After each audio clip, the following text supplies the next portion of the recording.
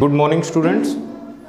आज हम स्टार्ट करते हैं साइंस का नया chapter acid base and salt. सभी 10th के स्टूडेंट्स इसके सेपरेट नोट्स बनाएं और इसको जितना अच्छा हो सके उतना अच्छा आप करने की कोशिश करें। मैं आपको फिर बता देता हूं कि ऐसा नहीं है कि एसिड बेस एंड सोल्ट के बारे में आज ही आप सिर्फ नाम सुन रहे हो कि एसिड क्या होते हैं, बेस क्या होते हैं, सोल्ट क्या होते हैं। 6th क्लास से पढ़ाया जाता है एसिड और बेस के बारे में कि एसिड क्या होते हैं, बेस क्या होते हैं। जहाँ से साइंस स्टार्ट हो जाती है वहाँ से एसिड बेस का पोर्शन स्टार्ट हो जाता है। इस क्लास में आप उस सारी नॉलेज को, जितनी भी तमाम नॉलेज आपके दिमाग में है एसिड और बेस के रिगार्डिंग, उसको एक नई लेवल तक आप लेके जाओगे और उसको एनालिटिकल अप्रोच के साथ आपने एब्जॉर्व करना है। क्योंकि आप समझें इस बात को कि अब ज़रूरी हो गया है, जिसको ज़्यादा आता होगा उसके लिए ही आगे एजुकेशन में कुछ है, खाली नंबरों से काम नहीं चलेगा। प्लीज़ समझें इस बात को। चलो मैं स्टार्ट करता हूँ, ज़्यादा टाइम आपका नहीं लेता हूँ। सभी बच्चे इसके सेपरेट नोट्स बनाएं और लिखें acids, base and salt.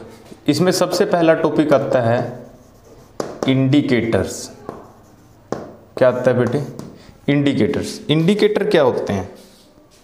Indicator क्या होते हैं भाई? इंडिकेटर होते हैं वो सब्सटेंस जिनकी हेल्प से एसिड और बेस को क्या किया जा सकता है? डिफरेंशिएट किया जा सकता है। क्या किया जा सकता है बेटे? डिफरेंशिएट किया जा सकता है। तो इंडिकेटर्स आर द सब्सटेंस, लिखिएगा यहाँ पे, indicator are the substance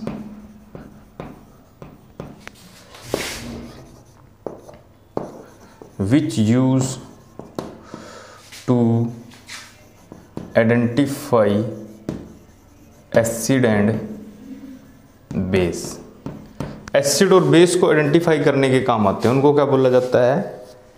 indicators. क्या बोला जाता है बेटे? इंडिकेटर्स। हमारे इस चैप्टर में इंडिकेटर्स 3 तरह के पढ़ाए जाते हैं। एक तो है भाई के नेचुरल,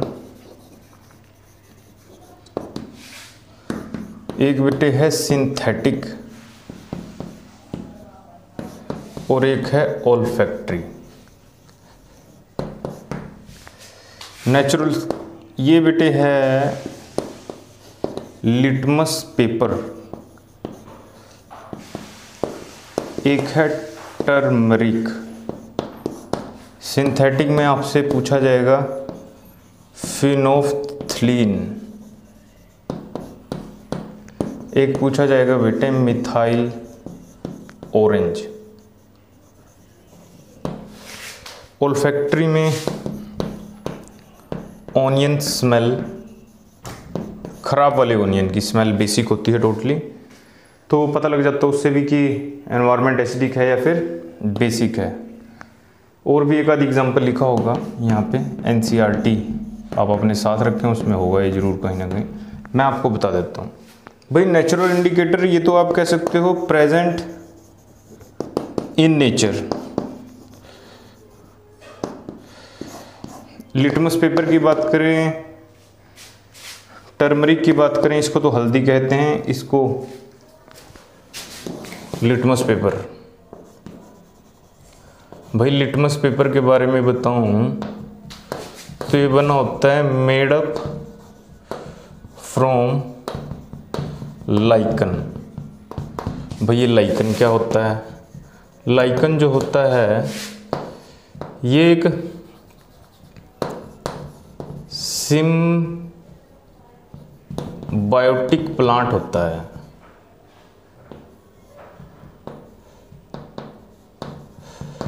सिम्बायोटिक प्लांट का क्या मतलब है? यानी कि algae and cyanobacteria,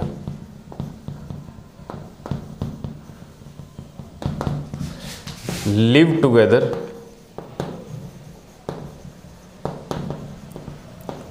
in symbiosis.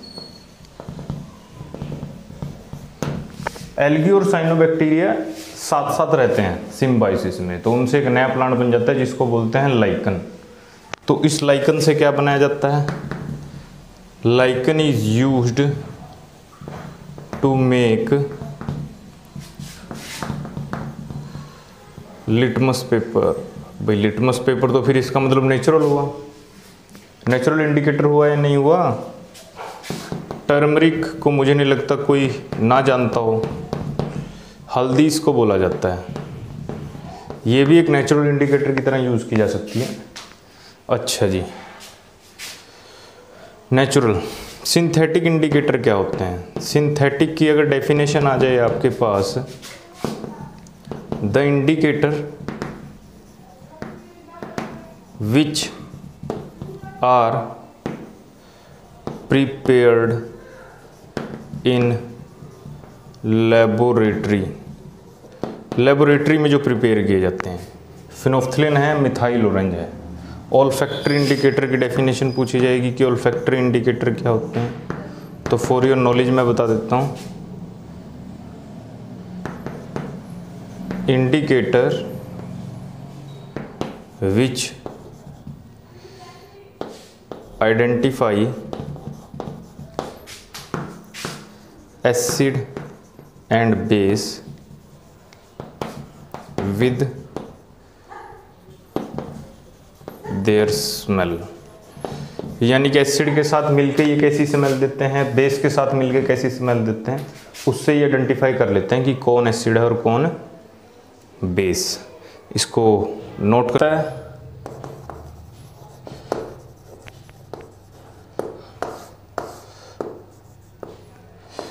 अगर लिटमस पेपर की बात करें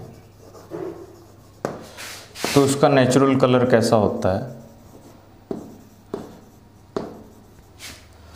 एसिड के साथ कैसा कलर देता है और बेस के साथ कैसा कलर देता है? भाई नेचुरल कलर की बात करें तो ये होता है पर्पल। क्या होता है बेटे? पर्पल।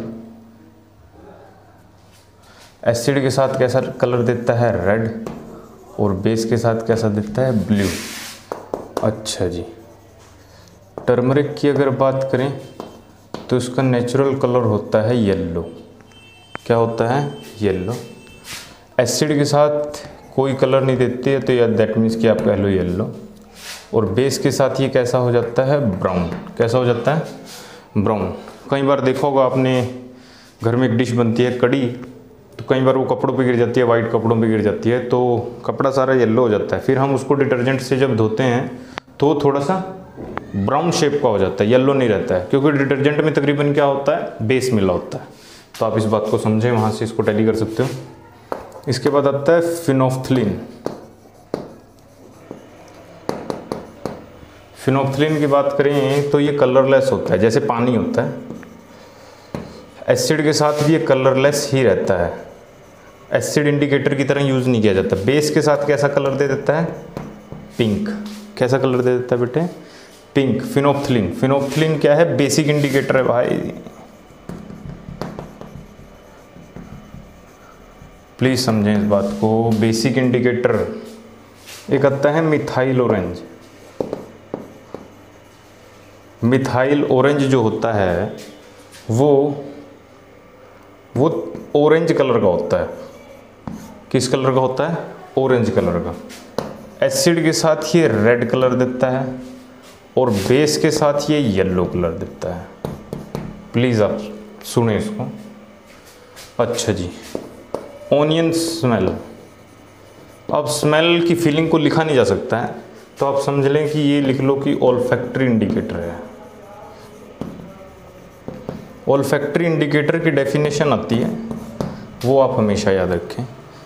तो इंडिकेटर क्या होते हैं? एसिड के साथ कैसे कलर देते हैं, बेस के साथ कैसे कलर देते हैं, ये यहाँ पे ख़त्म होता है। लाइकन के बारे में 2 नंबर का क्वेश्चन आ सकता है कि लाइकन क्या होता है, मतलब लिटमस पेपर किस चीज़ का बना होता है, तो वो लाइकन का बना होता है। उसमें सिम्बायोसिस में रहते हैं एल्गी और साइनोबैक्टीरिया। 95% एल्गी होता है उसमें और 5% बैक्टीरिया होते हैं।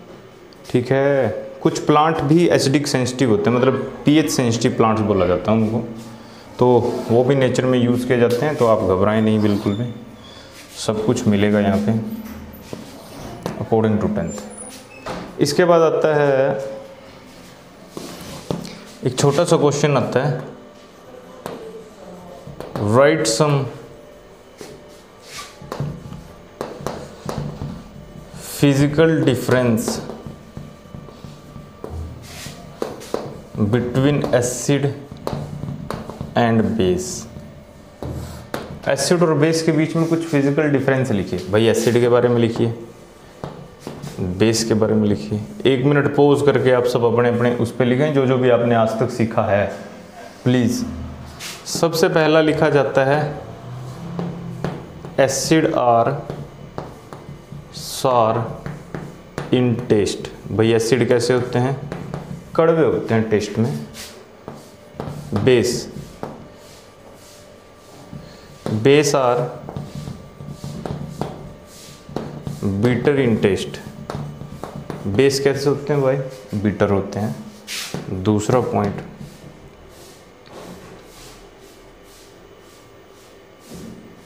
एसिड सार होते हैं, बेस बीटर होते हैं। इसमें सुना होगा आपने, acid release H positive ion in the aqueous solution. Acid क्या रिलीज करते हैं? H पॉजिटिव आयन रिलीज करते हैं एक्वस सॉल्यूशन में। बेस क्या रिलीज करते हैं? Base release OH negative ion in the aqueous solution. तीसरा और मोस्ट इंपॉर्टेंट पॉइंट जो मैडम बताती हैं, asset turn blue litmus into red colour. जो एसिड होते हैं वो ब्लू लिटमस पेपर को किस में बदल देते हैं? रेड कलर में बदल देते हैं। बेस टर्न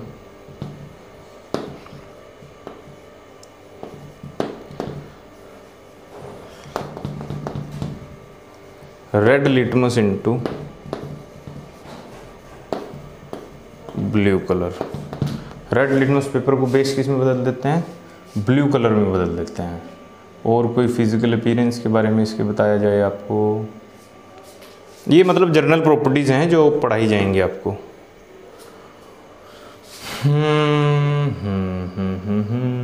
एसिड खट्टे होते हैं। एग्जाम्पल लिख सकते हो इनके। कर्ड, दही आपने सुना होगा, किसका एग्जाम्पल है? एसिड का एग्जाम्पल है। और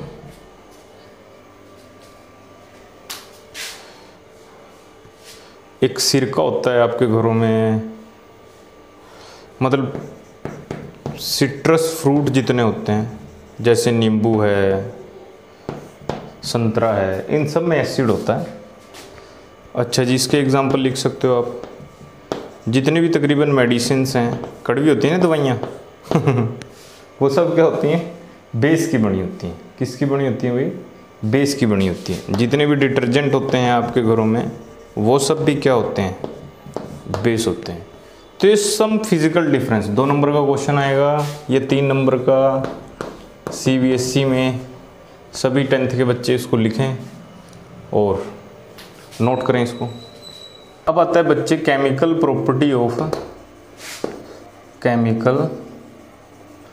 प्रॉपर्टीज ऑफ एसिड्स। एसिड्स की केमिकल प्रॉपर्टीज़ के बारे में पूछा जाएगा। भाई क्या होता है? सबसे पहले NCERT में सबसे पहले है, बहुत इंपॉर्टेंट है, एसिड प्लस मेटल्स क्या बनाता है भाई? ये बनाते हैं metal salt plus hydrogen gas release करते हैं। ये मैं फिर बता देता हूँ, बहुत सारी केमिकल रिएक्शन है 10th क्लास में। आप सभी केमिकल रिएक्शंस को ऐसे याद नहीं कर सकते हो। अगर आपको बेसिक फ्रेमवर्क याद होगा केमिकल रिएक्शन का तो आप अपने आप सैकड़ों रिएक्शन बना सकते हो उस बिहाफ पे। और अगर आप किसी रिएक्शन को रटने की कोशिश करोगे तो भूल जाओ कि आप 10th पास कर सकते हो। चलो पास कर भी लोगे आप, समझ रहे मेरी बात। आगे चल के जब फील्ड में उतरोगे तो कुछ नहीं आएगा, आपको कुछ भी पता नहीं चलेगा कि कहाँ से कौन सा आयन आ गया है। तो ये बेसिक है बिल्कुल, ये फ्रेमवर्क है कि कभी भी कोई एसिड किसी मेटल के साथ रिएक्ट करेगा तो आपके दिमाग में सबसे पहले आइडिया क्या आना चाहिए कि भाई साहब वो तो हमें बताया था कि metal salt plus hydrogen gas निकलती है।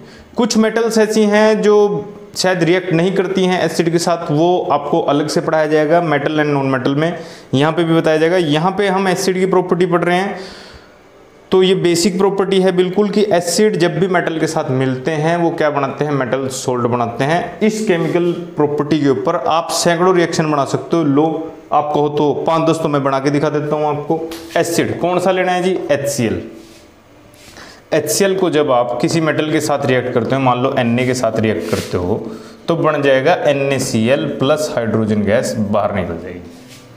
ठीक है, अरे भाई बहुत सारी मेटल्स हैं, बहुत सारी मेटल हैं। अब हर एक मेटल की रिएक्शन आप ऐसे क्राइम करके याद नहीं कर सकते हो, उसके लिए आपको एक फ्रेमवर्क पता होना चाहिए कि एसिड मेटल के साथ मिलके मेटल सोल्ट, बहुत इंपॉर्टेंट है, प्लीज ध्यान दें। ठीक है, अच्छा जी दूसरा लेता हूँ, एसिड बदल लो जी, क्या दिक्कत बड़ी बात है, मेटल को इसी को रखो, क्या बन जाएगा फिर Na2SO4 प्लस हाइड्रोजन गैस निकलेगी। ठीक है, लो जी मेटल को ही रखो और एसिड बदल लो, HNO3 कर लो, ये भी, ये क्या बन जाएगा NaNO3 प्लस H2 गैस बाहर निकल जाएगी। अब यही 3 एसिड रखो, मेटल बदल लो, लो जी HCl ले लिया मैंने, पोटासियम ले लिया, तो क्या बन गया KCl प्लस दिस, फिर मैंने ये ले लिया H2SO4 प्लस पोटासियम मेटल ले ली, क्या बन गया K2SO4 प्लस हाइड्रोजन गैस, फिर मैंने ये ले लिया nitric acid HNO3 plus sodium, क्या बन जाएगा KNO3 प्लस हाइड्रोजन। दो ही मेटल नहीं है पीरियोडिक टेबल में, बहुत सारी मेटल हैं, समझ रहे हो। हर एक एसिड के साथ कैसे रिएक्ट करेगी, बेसिक फ्रेमवर्क कि मेटल सोल्ट बनता है प्लस हाइड्रोजन गैस बनती है, याद रखें प्लीज़, बहुत ज़रूरी है। अच्छा जी, ये तो चलो हो गया एसिड के साथ रिएक्शन। अब यहाँ से हाइड्रोजन गैस ही निकलती है, इस बात को प्रूव करने के लिए आपसे क्वेश्चन पूछेगा, आइडेंटिफाई H2 गैस। भाई हाइड्रोजन गैस को आइडेंटिफाई करना है, बहुत आसान। भाई आपने एक कंटेनर लिया, एक कंटेनर लेके उसमें कुछ मेटल के ग्रेन्यूल्स पाए, कोई मेटल पाई, कुछ भी पाया, चाहे आपने जिंक पाई यहाँ पे या सोडियम पाई, जिंक ग्रेन्यूल डाल दीजिए आपने, क्या डाल दिए जिंक, शायद NCERT वाले ने जिंक ग्रेन्यूल ही डाले हुए हैं, जिंक ग्रेन्यूल। इसमें आपने क्या पाया, फिर दूसरी तरफ आपने इसमें HCl पाया, क्या पाया HCl। जैसे कि मास्टर जी ने आपको बताया हुआ है कि जब भी कोई मेटल एसिड के साथ मिलती है वो क्या बनाती है बेटे, वो बनाती है metal salt plus hydrogen gas. अब एक ट्यूब के हेल्प से आप इस हाइड्रोजन गैस को एक कंटेनर में लेके जाओगे और उस कंटेनर में पहले से ही क्या होगा, वाटर होगा। क्या होगा भाई, उसमें वाटर होगा, तो हाइड्रोजन गैस के बबल्स बनेंगे और ऊपर की तरफ जाएंगे, ऊपर की तरफ बबल जा रहे हैं जिल्लो। ये सब क्या है, हाइड्रोजन गैस बबल्स। क्या है बेटे, ये हाइड्रोजन गैस के बबल्स। तो जब आप एक जलती हुई माचिस की तिल्ली, जिसको आप कहते हो बर्निंग मैटस्टिक्स, तो जब आप इसके पास लेके आओगे तो उसकी लो बढ़ जाएगी। क्या हो जाएगी भाई, उसकी लो बढ़ जाएगी, समझ रहे हो, एंड क्रिएट, तो कह लो flames become increases and a popping. Popping का मतलब सुन रहे हो, जैसे छोटे छोटे पटाखे बजते हैं, popping sound create which indicates the presence of hydrogen gas। ये सब लिखना पड़ेगा आपको, क्वेश्चन में आएगा कि आइडेंटिफाई, मतलब पेपर में आएगा identify hydrogen gas when a metals react with acid, तो आपको ये सब लिखना पड़ेगा। When a zinc granule take in a container and HCl are react with that, zinc chloride यानी कि मेटल सोल्ट बनता है, hydrogen gas is released. When burning matchsticks placed in front of hydrogen bubbles, flame become increases and the popping sound create which directly indicate that the hydrogen gas released here. समझ रहे हो मेरी बात? बहुत important activity है। ये पहली property मैंने बताई है। इसमें से किस तरह से क्वेश्चन बन के आएगा वो मैंने बताया आपको। मेटल सोल्ट बता दिया है,